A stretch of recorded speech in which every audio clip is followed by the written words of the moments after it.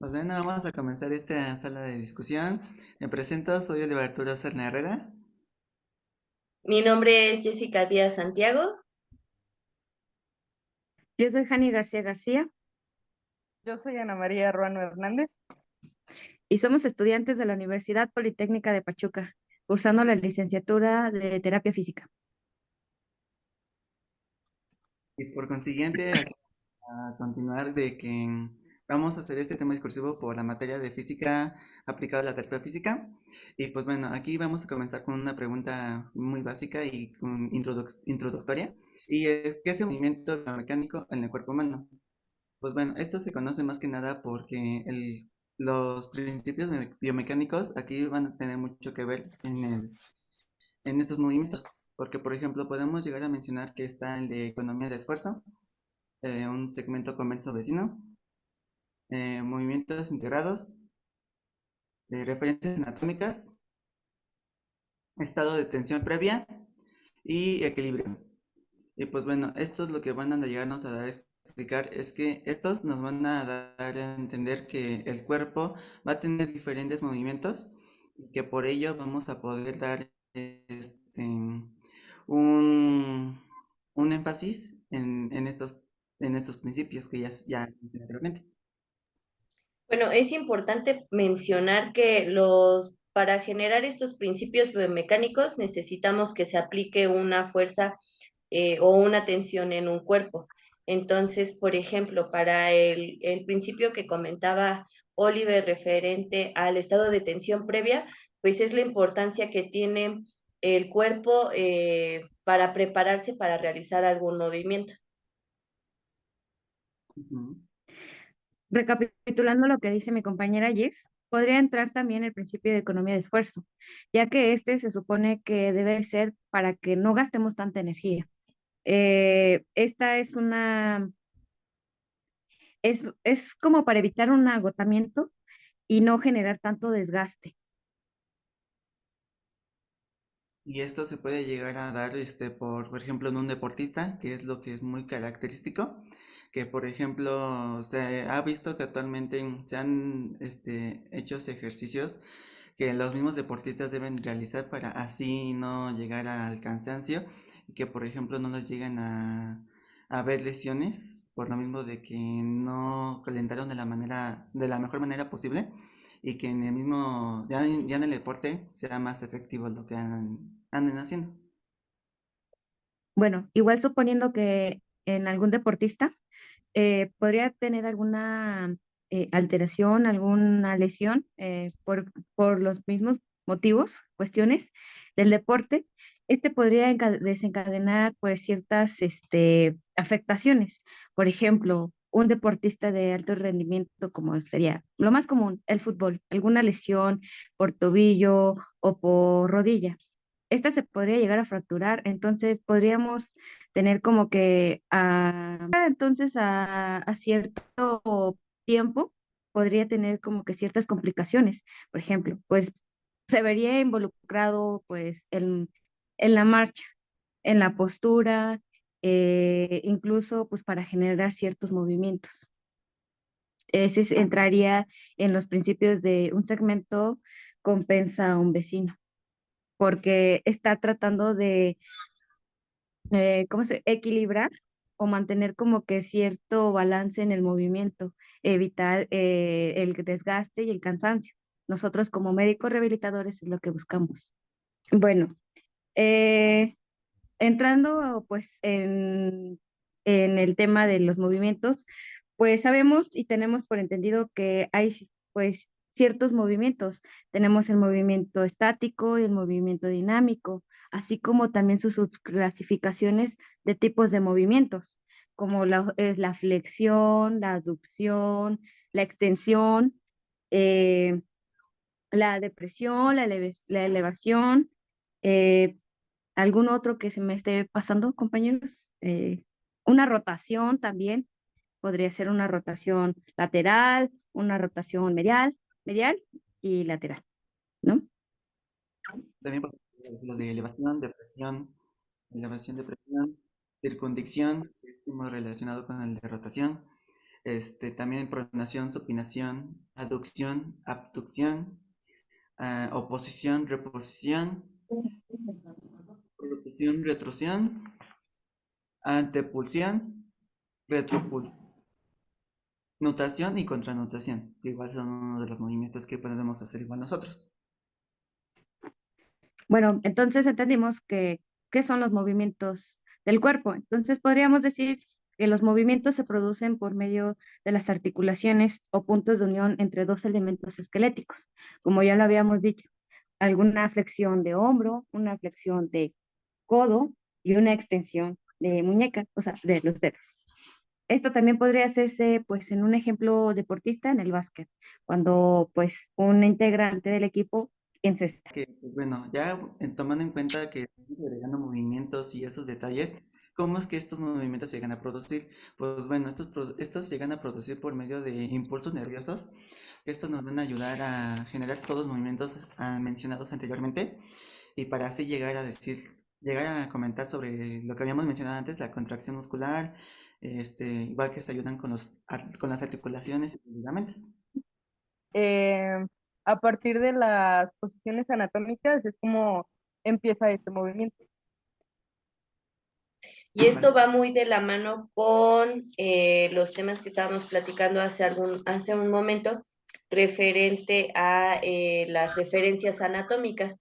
Dentro de la revisión de los pacientes, se ponen normalmente en cuadrículas de 10 centímetros, donde el paciente se recarga contra la pared para verificar que estén bien alineados cada uno de los segmentos corporales. Entonces, pudiéramos verificar que los hombros se encuentren de la misma altura, que no se vea como una inclinación hacia un lado o alguna curvatura. Y pues a través de eso se hace también lo de las referencias anatómicas y creo que va muy de la mano de lo que comenta Ana. Y entonces a partir de aquí pudiéramos continuar con nuestro siguiente tema que va muy de la mano con cómo se ve un vector en el cuerpo humano. Ya como se comentó hace un momento, a partir de las regiones corporales, pues nosotros tendríamos ya de manera muy específica qué es un vector. Tenemos por entendido que un vector es un segmento orientado que va de un punto a un punto B, que es un origen, un extremo. Lo que hace un vector es determinar o representar y calcular magnitudes vectoriales. En este caso son los movimientos.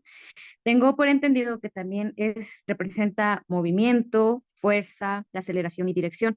Este va conforme al peso. Ya lo estamos metiendo un poco más en la física y en relación con la medicina. En cuanto a lo que refiere, perdón, a lo que refiere al módulo.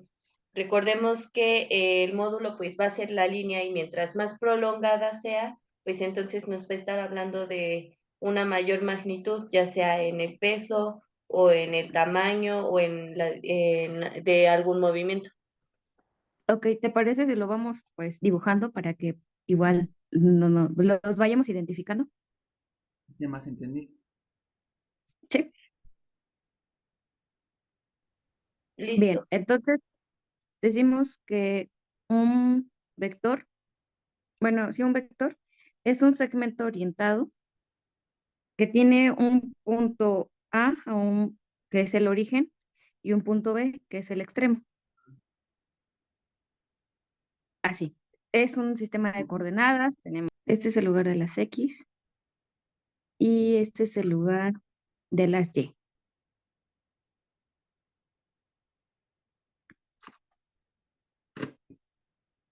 También aquí valdría la pena mencionar que no solamente vamos a tener esos movimientos, también, bueno, más bien esas dos letras, también dentro de las características del cuerpo humano podemos tener una que sería la Z, ya que los movimientos del cuerpo humano se realizan en manera tridimensional. Tenemos por entendido que el módulo es la dirección, es todo lo que conforma esta parte. Tenemos el punto de origen y Dice, el extremo, que en este caso sería A y B. La dirección serían los ángulos, una flexión de 90 grados, no sé, serían los ángulos que le darían el sentido o la dirección a nuestro movimiento, a nuestro segmento. ¿Están ajá, de acuerdo?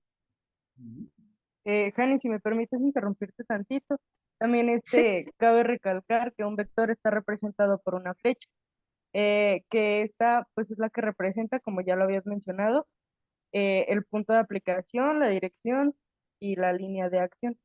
ujú.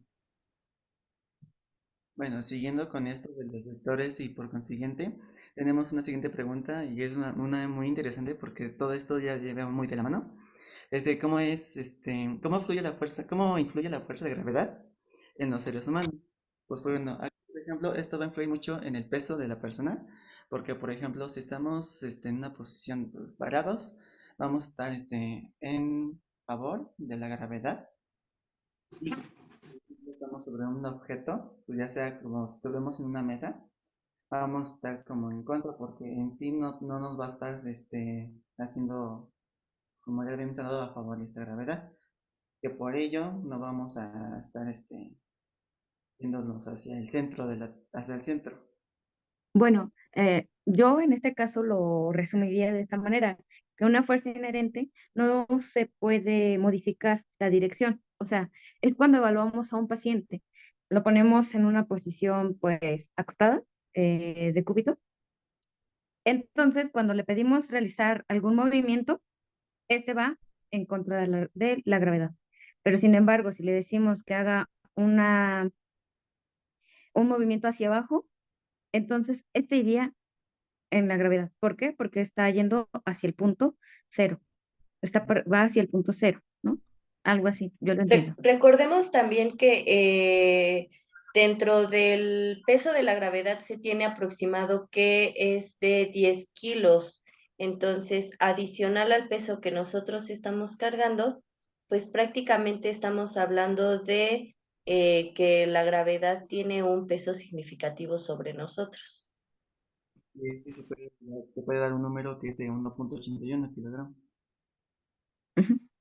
Sí, también cabe recalcar que la gravedad es también una señal que actúa sobre el cuerpo diciéndole cómo debe de actuar y a los músculos también les dice qué tan fuerte deben de estar.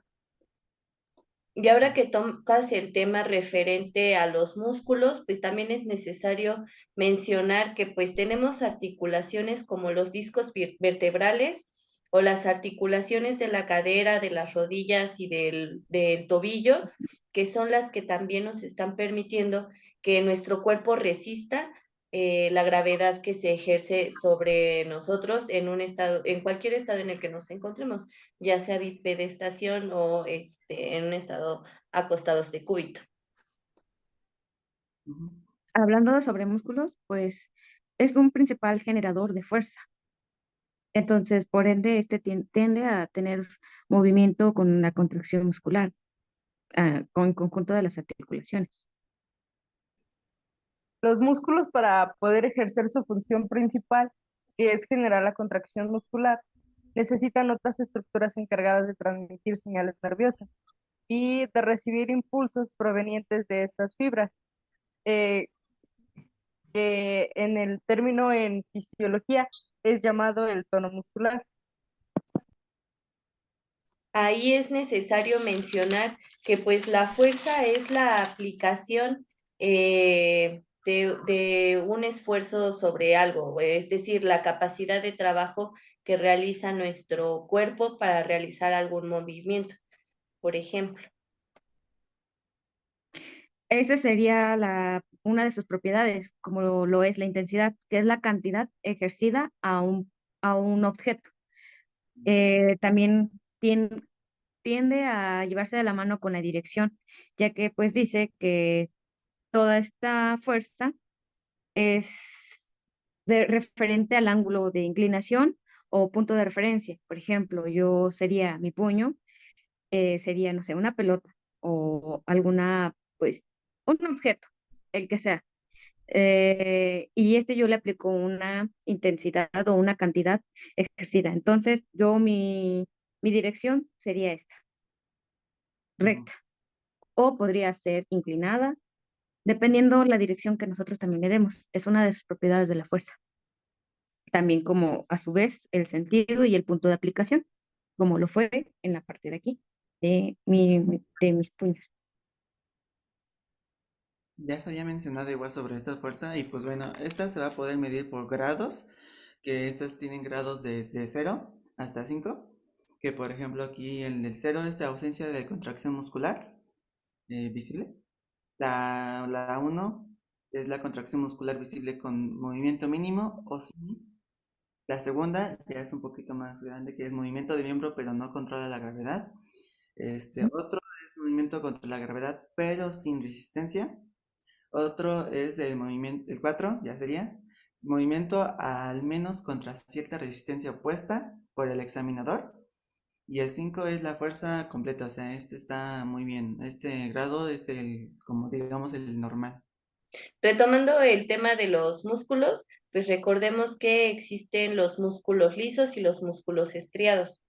Los músculos lisos, pues son los que tienen la característica de ser involuntarios, como puede ser el corazón, y los músculos estriados son los que realizan diferentes tipos de movimientos y tienen una clasificación. Sí, el 80% de los músculos del cuerpo pertenecen a la clasificación 1, que es la clasificación de la fuerza. Por consiguiente, este se va a clasificar en... Hay otra que es la 2, es 2A, y que esta es de resistencia y de potencia. Sí, también recordemos que está la clasificación de tipo 2B, que es de potencia y de poca resistencia. Ya hablando sobre movimientos, cómo se generan, sobre músculos, sabemos que es por contracción muscular. Entonces, entra aquí cómo influye la ley de Hooke Ah, ok. en el movimiento. Pues recordemos que la ley de Hooke es la ley del resorte que nos dice que un objeto, en este caso un cuerpo, pues va a tener la capacidad de extenderse, es decir, de ser elástico, pero de regresar a su capacidad normal. O sea, va a ser, va a estirarse hasta su límite, pero tendrá que regresar a su capacidad sin que se rompa ni se deforme. Vaya. Ok, aquí podría entrar lo que son, por ejemplo, en cuestión de los músculos, al momento estos de estirarse deben pues de regresar a su estado normal, ya que si permanecen en esa forma, o sea, estirados, crean una sobrecarga muscular que puede provocar un calambre en el músculo o un daño en el músculo como un desgarre, como le es un desgarre, ¿no? ¿Podría ser así? Sí, exacto. Bueno, los músculos cuando se alargan, cuando están sometidos a fuerzas externas, Ujú. y se encogen cuando dichas fuerzas dejan de actuar. Aquí igual También podemos podría ser en la elasticidad de los mismos, ¿no? Ya que si estos no lo tuvieran, no podríamos generar un movimiento o no nos podríamos mover. Sí, También también podría entrar el pudieran, tema, ay, perdóname, también pudieran perdón, entrar perdón. aquí los ligamentos, la capacidad que tienen para realizar algún movimiento y que sean también el sostén para brindar la estabilidad y protección a los músculos y por ende a los huesos. Recordemos que un hueso tiene un grado de flexión en el que si este se rompe, pues el hueso duro se va a romper. Sin embargo, todavía tenemos hueso poroso al interior, que ese a lo mejor se va a mantener, sin embargo, es una situación bastante dolorosa, pero pues entonces ahí se realizaría, si bien un ejemplo de la ley de Hooke o pues ya el de una fractura, ¿no? Que sería ya sin regresar a su estado normal. Encontramos que el tono muscular también se divide en cuatro secciones. Tenemos la hipertonia, que se refiere al aumento de fibras contraídas en el músculo y de acuerdo a su fisiología se divide en espacidad y rigidez. También tenemos lo que es la tenemos, hipotonia, que es la que va a indicar la disminución en las fibras contraídas. Recordemos que también para realizar esta acción, pues se requiere del calcio en los músculos. último, que es el de paratonia, que es el que también está dentro de la clasificación, que es más conocido como un indicativo de lesión en el lóbulo frontal. Bien, entonces hablemos de la ley de la proporcionalidad. Sabemos que es cuando se aplica una fuerza constante a un cuerpo, la aceleración producida es diferente, proporcional a la fuerza e inversamente proporcional a la masa. Por lo tanto, a mayor fuerza, mayor aceleración, a mayor masa, menos aceleración. Sí, y entonces hablamos del ejemplo de pues la proporción en la estructura corporal. Si nosotros presentamos alguna deformación o eh, alguna característica que se note más, alguna protuberancia, pues entonces se va a ver afectada la estructura, que sucede como un segmento compensa al vecino. Pero en este caso nos podemos centrar en un ejemplo que vimos también hace algunas fechas referente a quienes tienen una protuberancia en la mandíbula tienden a estar encorvados. Esto es porque al tener la mandíbula un poco más salida, pues está generando más peso en la cabeza, lo que está haciendo que los discos intervertebrales se abran y por ende cuando hagan algún movimiento brusco como girar cargando algún objeto o girar sin mover las rodillas, por ejemplo, estaríamos hablando de la posibilidad de que pudieran tener una hernia. Recapitulando todo lo que ya planteamos, lo que debatimos, lo que compartimos, tenemos que la física aplicada a la medicina en nuestro campo, pues, clínico, pues se tiene que evaluar al paciente, ¿de acuerdo? Entonces, ¿qué les parece si planteamos algún ejercicio? Claro, abrimos la pizarra. Considerando, pues, un diagrama libre. Diagrama de cuerpo libre. Sí, Eh, perdón, gracias. eh, bueno, yo tengo como ejemplo que es el miembro superior izquierdo a partir de una posición cero.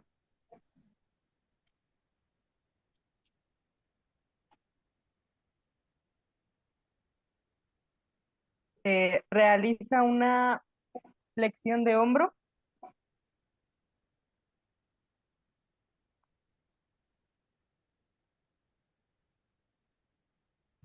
eh, una flexión de codo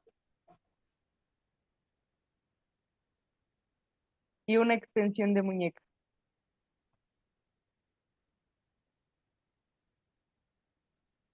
Desde una vista lateral.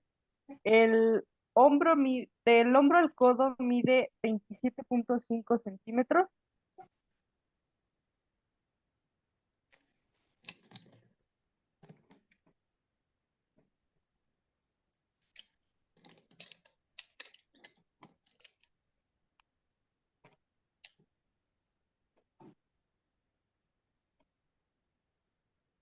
Ajá, Eh, de codo a muñeca, 22.8 centímetros.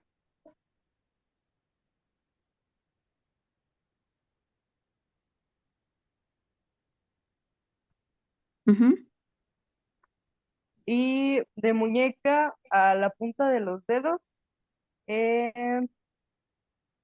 son 15.2 centímetros. ok, Y los ángulos ujú, son 45 grados en el hombro, ok, 120 en el codo ujú. y 85 en la muñeca, con un peso Bien, total de 8.5 kilogramos. ¿Listo? Bueno, creo que es importante que mencionemos que a partir de los datos que Ana nos ha brindado, tenemos la posibilidad de resolver, por ejemplo, los momentos que son causados por una fuerza que va a actuar desde una distancia hacia algún lugar de rotación en el segmento. En este caso, por ejemplo, pudiéramos calcular el momento estático y no sé, la fórmula que íbamos a manejar para este contexto sería, Esta sería la de distancia por el peso entre 100. Esa sería la fórmula para llegar a sacar el momento estático, como ya lo había mencionado mi compañera. ujú, ok, y el momento estático, recordemos que es pues cuando no tenemos un movimiento, sería pues el espacio principal en el que nos estaríamos desarrollando, solamente con el dato del peso. En caso, por ejemplo, de la muñeca, recordemos que para realizar estas operaciones, pues el orden de los factores pues no va a alterar el resultado. Sin embargo, pues pudiéramos comenzar a partir de la muñeca, perdón, ajá, los 15.2 centímetros que tenemos de la muñeca a la extensión de los dedos por 8.5, que es lo que pesa el brazo sobre 100. Esto nos estaría dando un total de 1.29 newtons. Cani, ¿quieres apoyarnos con el del codo? Ah, sí, claro.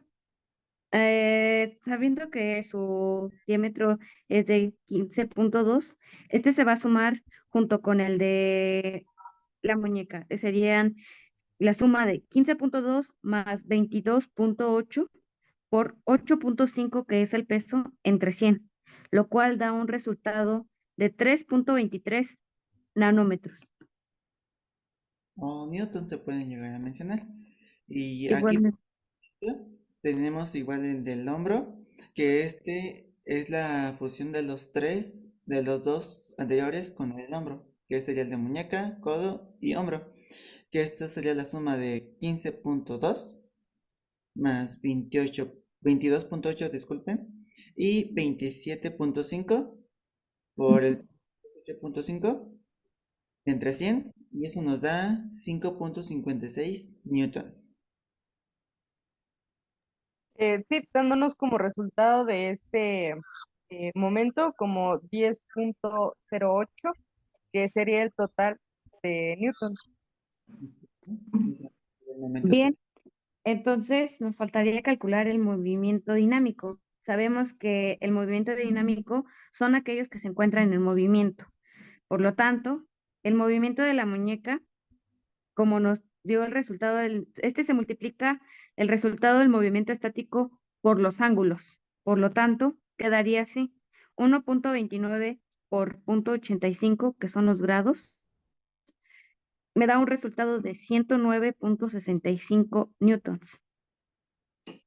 Correcto. Y ya por consiguiente, para seguir con esto, tenemos el del codo, el dinámico, que es del resultado anterior de 3.23 se multiplica por 120, que es el grado, nos da el resultado 387.6 newton.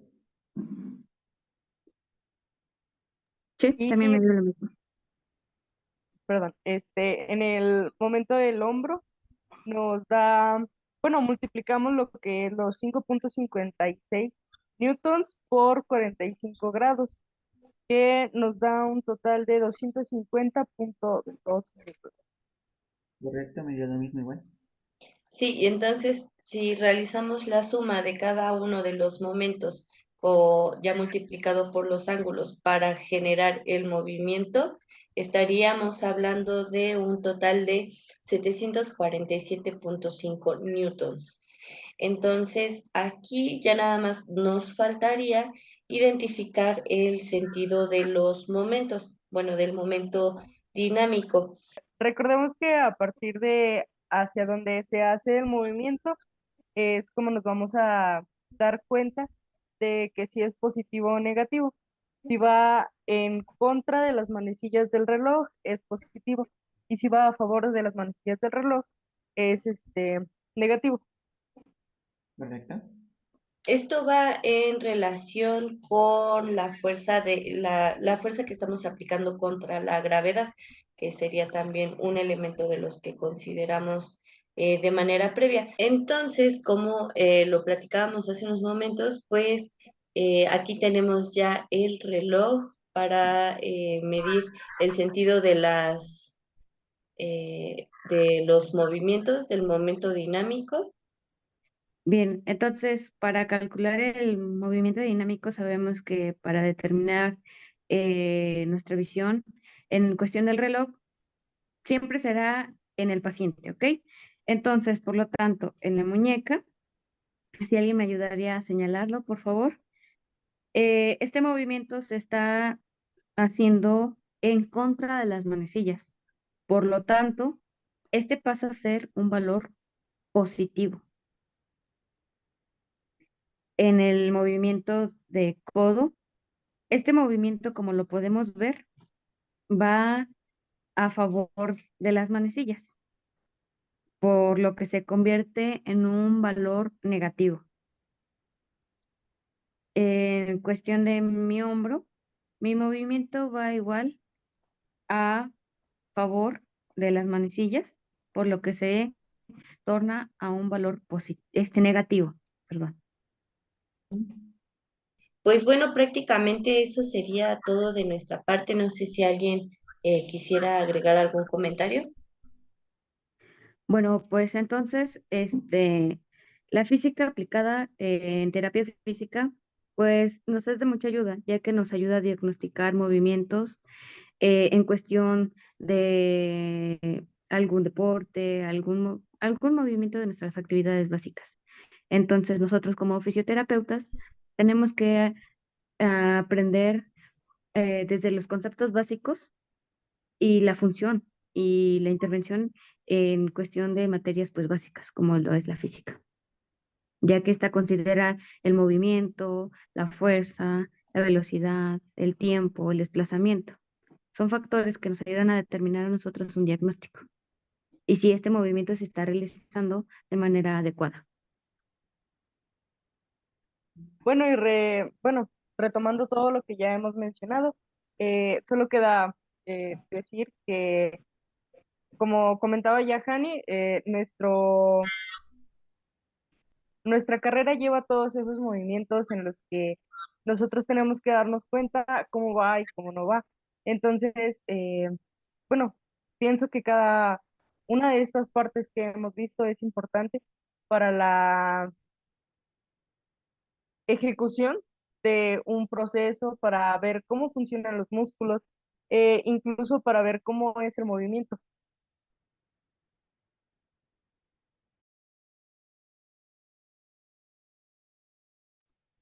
Y pues la importancia que tiene cada uno de estos elementos, como la fuerza, el equilibrio, la estabilidad, lo maravilloso que puede llegar a ser la naturaleza en nuestro cuerpo para que nosotros podamos realizar estos movimientos y que si bien tenemos alguna deficiencia, pues sea incluso él mismo quien compense el trabajo en otro segmento.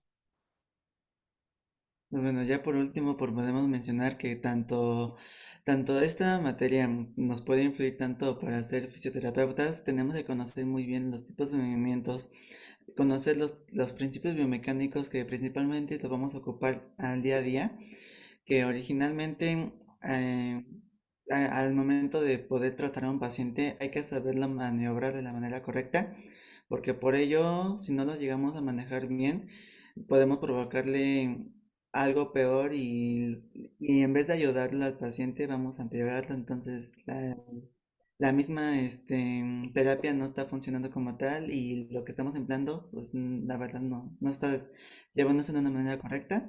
Entonces de todo lo que mencionamos anteriormente pues es lo que nos va a ayudar a hacer todo correcto.